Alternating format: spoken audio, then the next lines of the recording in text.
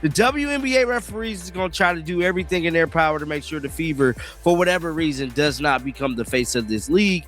And at the end of the day, they're the modern day Lakers, and can't nobody stop them because the fans are behind them. Now, with that being said, there's countless plays and stuff that is starting to come out. One being that this play right here, the atmosphere inside the Indiana Fever locker room shifted the instant Sophie Cunningham hit the floor, igniting a raw, aggressive energy that fans felt vibrating through the arena. This wasn't just frustration. It was a calculated, cold fury radiating from Caitlin Clark and Lexie Hull as weeks of physical targeting and uncalled fouls finally reached a breaking point. As the arena stood in collective shock, Hull's visible defiance toward the court signaled that the Fever were done being pushed around, turning a standard game into a high-stakes battle for respect. While social media erupted over the dangerous level of contact, Clark locked into a level of lethal focus that usually precedes a total takeover. Every missed whistle fueled the chaos, climaxing when Clark absorbed another brutal collision without a call, sending the crowd into a frenzy. Lexie Hull's explosive reaction from the bench served as the ultimate catalyst, proving she was defending the heartbeat of the team. That defiance flipped the switch. Clark dismantled the opposition with deep threes and precision assists, transforming a night of hostility into a dominant statement of power that silenced the critics and electrified the fans.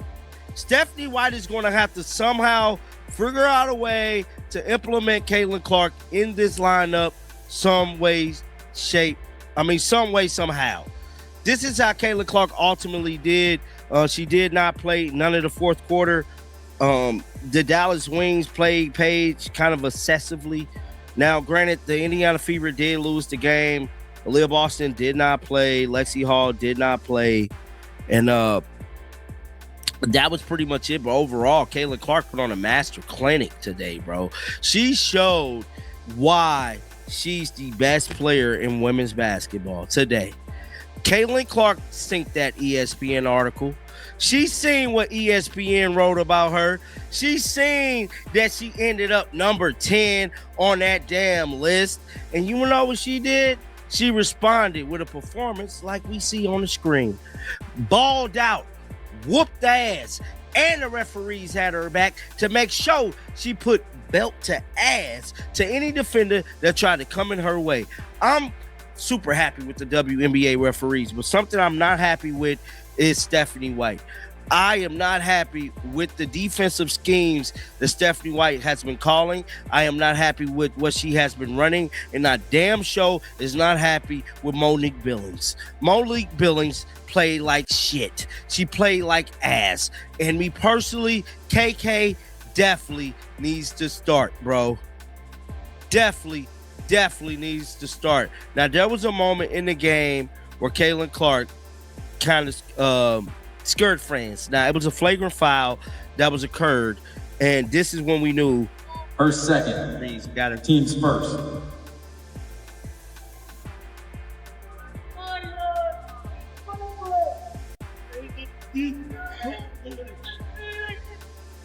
Her second. Now, on this play, it was upgraded to a flagrant foul. Caitlin Clark trying to walk it off. Elena Smith got hit with a flagrant one. So, Elena Smith fouled Caitlin Clark, bruh. Extremely hard. And what's crazy is that Elena Smith was supposed to be coming to the team. So, Elena Smith, let me see if I can pull the play up. Let me see if we can pull it up here.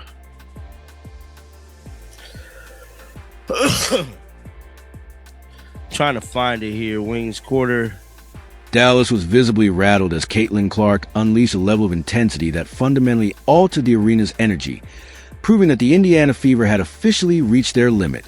With Lexie Hull weaponizing the sidelines through sarcastic defiance and raw emotion, the atmosphere turned toxic for the opposition as fans joined the revolt against a string of controversial officiating.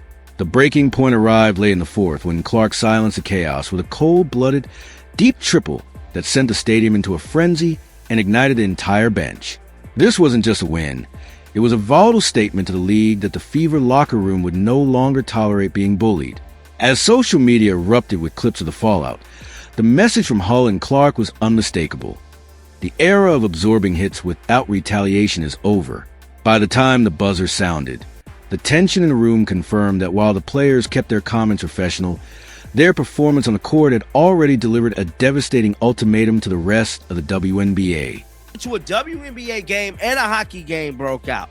Seriously, there needs to be more ejections, suspensions, big fines for the offending players team to stop these assaults. Gotta agree with you, man. At this point, they're making it their business to assault the Indiana Fever players. Somebody said Brianna Stewart played for Gino Arianum and UConn. UConn 112 national. I don't know. This is what the WNBA. Well, this is what makes the WNBA unwatchable. No one's want to watch these girls get beat and injured. I don't know if the viewership came out for the game yet, but shout out to them for sharing this. I think it was JJ. I don't know if they have a YouTube channel, but what's this here? Oh, that's old footage there. Kind of got to be careful going on these people's X account, man. You never know what you might see. Yeah, look at this. Are you okay, Sophie? This New York Liberty player, Brianna Stewart, should be expelled and fined immediately. We need to protect Sophie. Yeah, man. This whole situation, and me personally, I feel like this is going to be a continuing situation. It's good to know and good to see that this referee actually got it right, because there was a lot of times that the referees just don't get it right. They just don't get it right at all. And so for them to get it right this time is remarkable, you know, but I'm happy with that. Now, this is the play they talking about right here. So this was Sophie here. But watch how this girl is hacking Caitlin Clark. Watch this. Caitlin Clark is getting hacked. Watch. Watch. Look at her. Hacking Caitlin Clark all over. Now watch Sophie. Boom. Now, when Sophie did it, Sophie didn't look like she leaned into her, bro. Clark focused on competing and staying tough. But fans already believed the message had been delivered clearly, because this time felt different. The Fever weren't just frustrated anymore. They looked angry, protective, united. And after Sophie Cunningham went down, many fans believed Caitlin Clark and Lexie Hull finally decided they were done staying quiet. Now the entire basketball world is debating the same question. Did this game become the moment the Fever finally snapped? Dallas was visibly rattled as Caitlin Clark unleashed a level of intensity that fundamentally altered the arena's energy, proving that the Indiana Fever had officially reached their limit. With Lexie Hull weaponizing the sidelines through sarcastic defiance and raw emotion, the atmosphere turned toxic for the opposition as fans